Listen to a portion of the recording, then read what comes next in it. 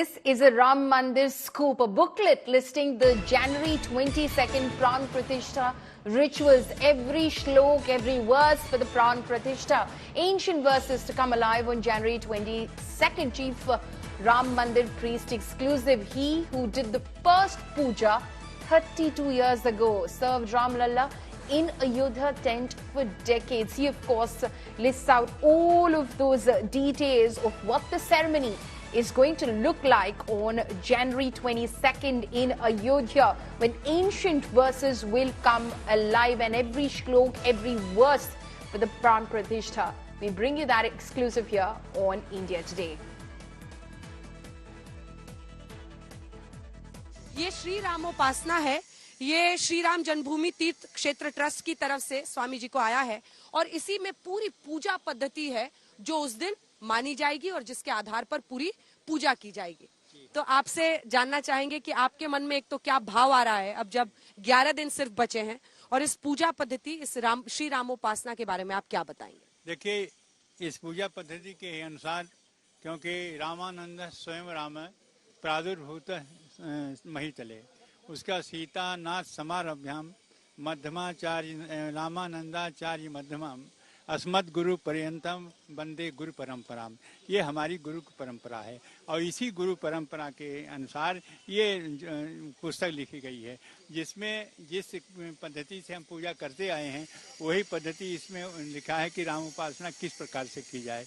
और इसमें विशेषकर जो है वो पुरुषोत्त के जो 16 मंत्र हैं वो हैं कि ओम, यहाँ से जहाँ से शुरू होता है वहीं से ये मतलब इसको बताया गया कि एक एक मंत्रों से और एक एक कार्य संपन्न किए जाएंगे। जैसे रामम अहम आवाहयामि स्थापयामि पूजयामि, उसी प्रकार से हम जिस भी देवता की पूजा करते हैं उसका आवाहन करते हैं, स्थापना करते हैं, फिर पूजा करते हैं।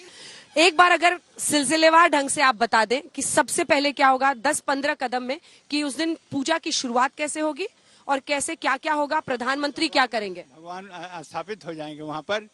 तो उस दिन की जो यह 22 तारीख की बात होगी और जो प्रधानमंत्री जी को करना है उस बात में बताता हूँ कि वो भगवान स्थापित हो जाएंगे, उनके नेत्र पर पट्टी बनी होती है और उसके बाद में यह बगल से होकर के, सीधे नहीं बगल से होकर के प्रधानमंत्री उस पट्टी को खोलेंगे।